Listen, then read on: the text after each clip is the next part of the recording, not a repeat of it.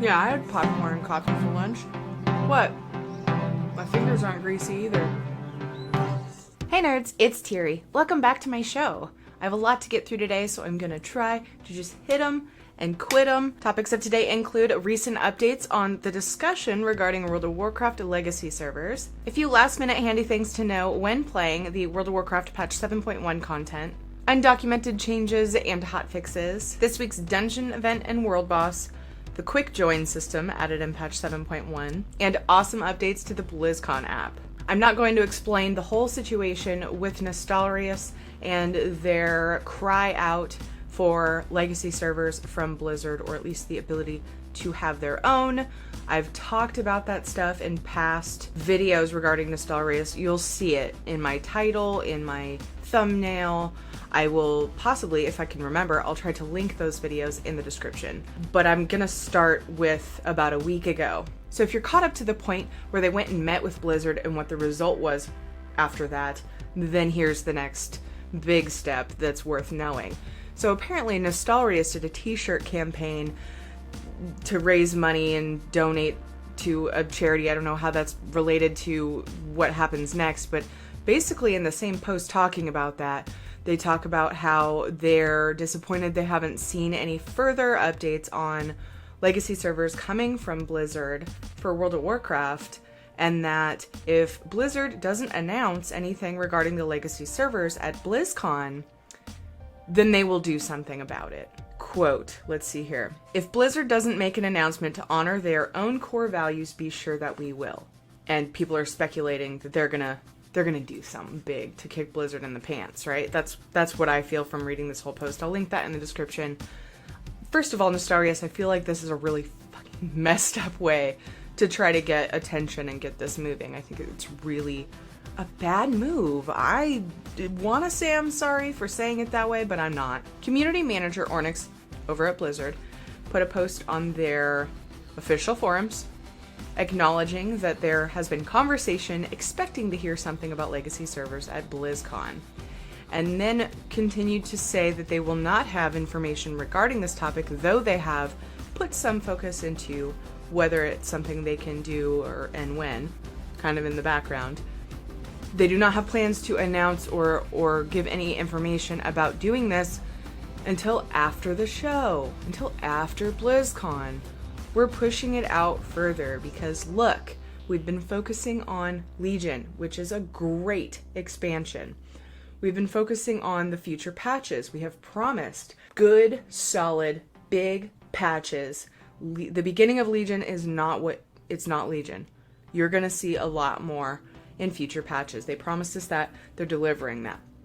They're focusing on BlizzCon, which is a huge undertaking. A huge undertaking. Are you kidding me right now? You think they have time for legacy servers? 300,000 people signed the petition saying that they want this. At the beginning of Legion, there were over 10 million subscribers for World of Warcraft. Some sites say 12 million. I don't know how credible they are, but I know that they were over 10 million subscribers for World of Warcraft. 300,000 of those said that they want legacy servers. The math says we need to keep up the new content for the majority of our players. They haven't said we're not going to do legacy servers. This post that I will link right below the Nostalrius post is basically saying, don't threaten us. We're doing our shit. You do yours. And before anybody goes calling me a bitch or saying, oh, whoa, you're just getting a little heated about this, let me just say what my stance is. I think that legacy servers, I think that vanilla WoW would be super awesome to play, and I think that it would be good to have when an expansion is coming to an end. When they're working on a new expansion and they're busy, they're not adding new content for a current expansion, I think it would be wonderful to have that vanilla experience to kind of take up some of that time and keep subs and whatever, entertain people. But I also understand that Blizzard has to prioritize, and that's what they're doing. So recently in World of Warcraft, fun news, we got patch 7.1 with Karazhan, more Suramar quests, so much more content, and I've talked about a lot of that core stuff. There are a few things I'd like to mention. The attunement for Karazhan requires 4 dungeons. Go to Khadgar, he prompts you to go into Halls of Valor Mythic, and complete that, and then give him some Fel Crystal, and then go into Blackrock Hold Mythic, Violet Hold Mythic, and Vault of the Wardens Mythic. You have to get items out of each of these places. Now, prior to 7.1, when you go and do Mythic Keystone dungeons, you couldn't get credit for any quests. Nothing. You couldn't get quest items, you couldn't get credit for killing bosses when you're doing Mythic Keystones. But with the Karazhan Attunement Mythics, you can do them on Keystone. And get this, you can also get credit for your dungeon event. When you pick up the dungeon event quest from Archmage Timir or from your adventure guide, you can do Mythic Keystones all the way through if you want, and get credit for your 4 dungeons as well as attuning for Karazhan all at once. Freaking awesome. I've talked about most of the super exciting things regarding patch 7.1 in previous videos. I'm going to put Wowhead's patch 7.1 survival guide in the description with all the deets for you guys. It's got the loot table and boss descriptions for Karazhan, as well as all of the outdoor questing and new items and all that junk. So check the link in the description. On to undocumented changes and hotfixes for patch 7.1. A few things that were just recently discovered as the patch came out. First of all, when you are in travel form, wolf form, or cat form, and you go into Suramar City and use the masquerade, you will look like a mana saber. That's so cool. And it makes so much sense. Many of the Class Order Hall campaign missions have been reduced in time. Some of the 8-hour and even 12-hour missions are now 4 hours. Thank God. There are quite a few of the druid robes that showed up as tunics on your bod, and now they are actually robes. So thanks for making sense, though I do prefer tunics over robes. But I mean, if you're gonna call it a robe. A few of the hotfixes include, they actually had 2 hotfixes in that the Mythic Keystone dungeons will give you credit for the weekly bonus event and the attunement for Karazhan. Another fix was that sheathing your weapon will no longer crash the game, so that's good. I heard that was a thing. Luckily, I didn't experience it. And several specs have had their PvP stats reduced, such as fire mages, frost mages, and rogues. There are more. Check the link in the description. I noticed that fire and frost mages in particular had their stamina lowered by 10% because they felt too tanky, which is interesting to me because I die so much on my frost mage while questing. I haven't PvP'd with her. But anyway, check the link for all of the class changes and hotfixes for 7.1 so far.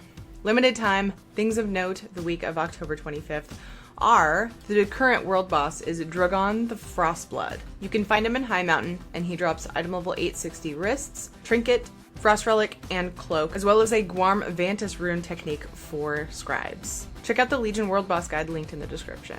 I've already mentioned the weekly bonus event for dungeons. Make sure you pick up the quest from Archmage Timir or your adventure guide, because doing the 4 mythics for this quest rewards you with a cache of nightmarish treasures, which contains a heroic emerald nightmare piece. Blizzard has added a quick join tab to your social window in World of Warcraft, so you can go and look at your quick join thing, and everyone in your guild, your friends list, your Battle.net friends list will be listed there if they're queued for something. You can request to join. You can request that they invite a friend of yours. This applies for Dungeon Finder, Raid Finder, non-rated PvP stuff, pre-made groups, and World PvP. It's freaking awesome. You can just be like, hey, can I join you? By clicking something. You don't have to like type at them a million questions like, hey, can I come? Hey, can my friend come? Hey, what's up? Last topic of today is the Blizzcon app updates. They already had it so that you could plan your day, you could see what events are going on, what overlaps, and pick and choose what you want, add them to your calendar, and then you can just go where you're gonna go. You're not walking around Blizzcon just like staring at your app like, oh god, okay, what's next? You can actually add them to your calendar so that when you're actually in the moment on the floor, you know where you're going to go next just by looking at your calendar. You're not sitting there trying to figure out each time. I don't remember if they had the calendar when I went in 2014, but I know that it was nice to be able to see the schedule right on my phone. So yeah, you can see the schedule, you can add things to your calendar, and you can actually, guys, this blows my mind. You can actually place orders for merchandise and actually go and pick the stuff up. So there's probably a separate line for orders that have already been paid for that you can pick up from. And that is amazing, you guys, because going to the shop at BlizzCon is a pain in the dick. Like, the lines are so long. I think there was probably certain times where it was a good time to go, but typically that was when something you wanted to see was going on, you know? It was like, everybody's at this cool event. I guess I'll go to the shop and miss that shit. No. This will probably streamline a little bit, make it not take quite so long to get your shit, because it sounds like there are going to be more lines that way. You know, you've got a pickup line, you've got a purchase line, and then a pickup line for the already purchased, whatever. Anyway, it's cool. You can place orders within the app and buy your merch, get that part done, one step down. Boom.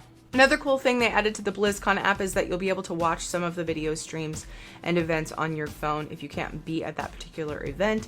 You're like across the hall, you're waiting for another event starting in 10 minutes, and something else is going on you want to see, you can be watching it while you wait for the other things to start. So that's pretty cool. Check the link in the description for information on the BlizzCon app and to download yours on iOS or Android. Well, that is my show for today. Thank you so much for watching. I appreciate your support. Drop me a like if you like this video. Leave me a comment in the comment section and subscribe if you haven't already. Check back every Wednesday for news and gaming videos in between. I also live stream guaranteed on Tuesdays and Fridays. And most evenings lately, I'm playing World of Warcraft on stream. So check my Twitch channel for my schedule at twitch.tv/Tirinei and follow me on Twitter to see any schedule changes. My name's the same everywhere, Tiranei. So I hope to see you very soon. Until next time, I love you all. Take care. Bye-bye.